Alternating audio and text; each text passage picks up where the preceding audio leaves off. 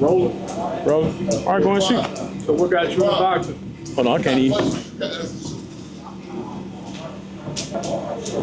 So, what's your name? Tyrell, the IronSoldier boy. Where'd your nickname come from? Honestly, it's something I made up. I ain't even gonna lie to you. I just made that shit up and it just stuck. People gravitated towards it, but the soldier aspect came from the fact that I'm in the Army. I've been serving for 10 years. I'm a veteran. So I was trying to think of a way to kind of make it fit. So I tried to throw some different, like, names with it. And the iron kind of stuck. So I'm like, IronSoldier sound pretty solid, So I put that out there. People gravitated towards it. People like it. So I'm sticking with it. How long you been boxing for? I've been boxing for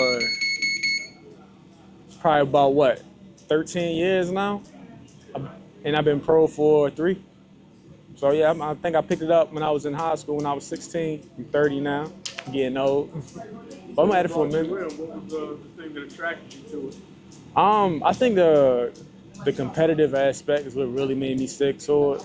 I just like to compete. I've always been competitive, whether it's basketball, track, anything, I just like to compete. And I think the fact that it's not a team sport, it's more of a like me versus you, one-on-one, mano-mano type of energy.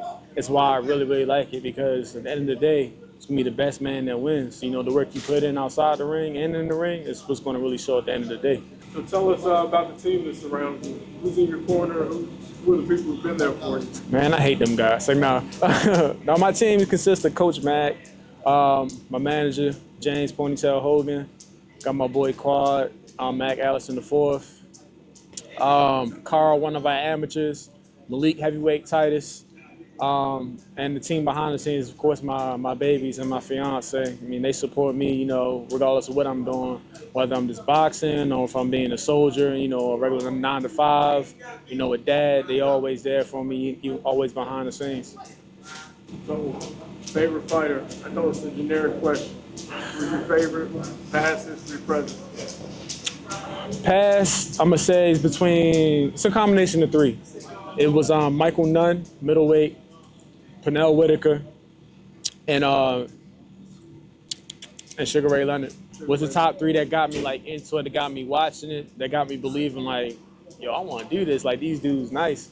And it wasn't like the knockouts. It was just, they had swag, they was fast, they had footwork, they had things about them that was attractive to the sport outside of just knocking people out. The way they were actually moving. The way they move, the way they fight, it was a lot of swag and a lot of charisma to it. I'm like, yeah, I like them for real.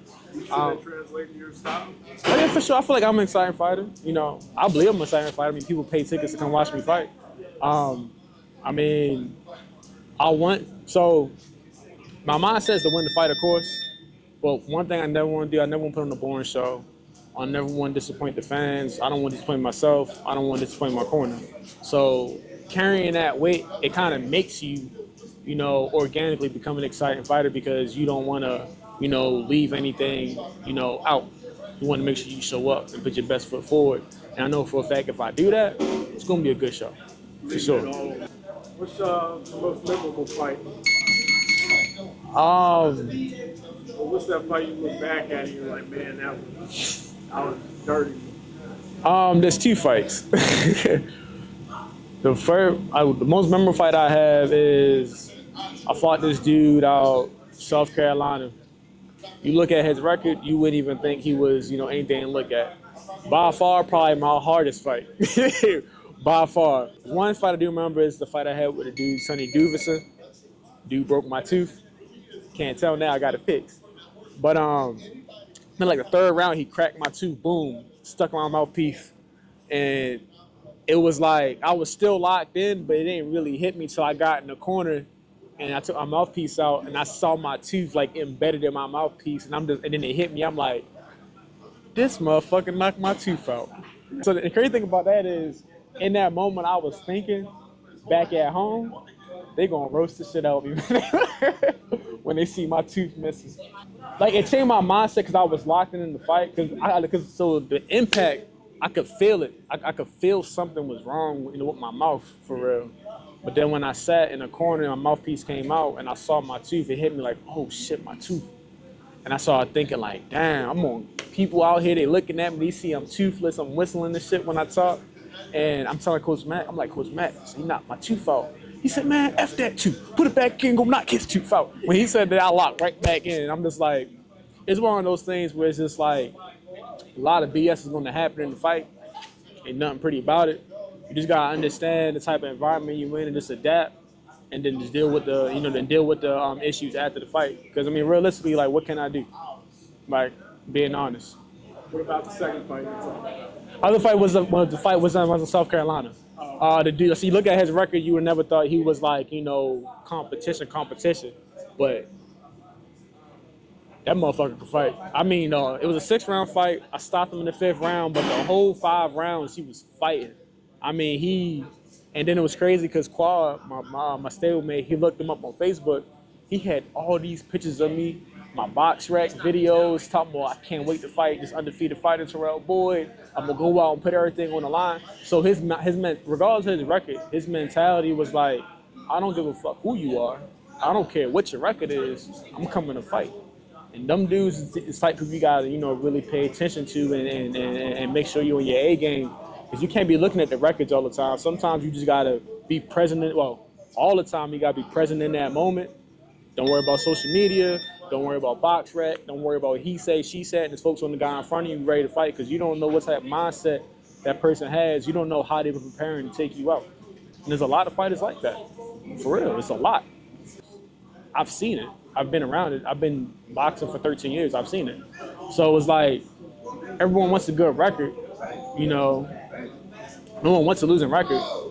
But at the same time, you can't really look at that because it's a lot deeper than that. You gotta look at who they're fighting, what type of fights were they, where were they fighting, where they where they were the B side, not the A side. Like it's a lot of factors that go into winning and losing fights. Can't get wrapped up in that, man. Just know who you fighting, study the guy you fighting, come in with the mindset ready to go to work. Point blank, period. And so now we're talking about the psychology aspect of the game. For it's all mental. I feel like all sports are mental. There's always a physical aspect to it, but you gotta respect the fact there's a mental aspect too. Because if you're not mentally there, if you're not mentally available for yourself, how can you put on a show? How can you perform? I mean, you can't. You say that mental aspect is more important than boxing and other sports, or how do they compare? It's hard for me to say because I don't participate in other sports, so it'll be ignorant for me to say that. But what I will say as an athlete is the mental part, the mental aspect as an athlete is very important. Because again, like I said, if you don't mentally show up for yourself, how will you perform? The mental aspect is important, but I feel like they complement each other. The mental and physical complements each other. But as an athlete, mental is very important for sure. Now, would you say that you're always there, or sometimes you have to get yourself back there? Or have you ever lost being there? Yeah, when he knocked my tooth out, I was like, damn. People gotta understand this, man. We are professionals. We are athletes. We also human. We have things that go on in our life outside of whatever sport we're invested in or whatever trade we're invested in. But I feel like the mental aspect, it's a continuous practice. It's a practice you continue, to invest in. Whether you go to therapy, whether you want to read, or just whatever. Like, you always work on your mental, and you're not always going to be the best version of yourself every single day because shit happens. But it's about how are you able to collect what's going on and reground yourself so you can produce and be who you need to be for that moment or for that task.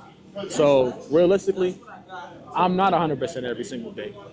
But what I do know is when I got to fight, I got to turn that switch on, F what the hell's going on outside of this fight right now and focus on that and then come back to it later. So you just got to be able to have that switch, when it's time for you to do what you got to do. Otherwise, you're just not going to show up for yourself. You're not going to win. You're just not. Okay, this transitions me to my last question.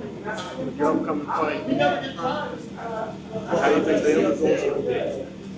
I think that's going to be, man, I want to knock him out, for sure. I mean, the saying goes, we don't get paid for overtime, but I'm just going to beat him up. I'm going with the mindset just to put in work, to be the aggressor, to be dominant, to be skillful, and to show up for myself. My mindset is always that regardless of who I fight, regardless of weight, height, style, whatever, my mindset is always that. I just want to win. I want to beat him up. I want to get him out of there. Perfect world, first round knockout. You know, whoop his ass, go home. Like, but you just gonna have to see when you come. Say anything to your fans before we sign off. Thank you for supporting me. Thank you for showing up. You know, whether you watch from home, you buy a ticket, you shout me out on social media, or even send me a text message. You know, I appreciate you. Because a lot of people won't own up and say it, but validation from the fans does matter. You know, you showing up for us, it matters. And I appreciate it for sure. And I love y'all. Tune in. I have a busy schedule this year. Looking to end the year off at 20-0. There we go. Oh my God.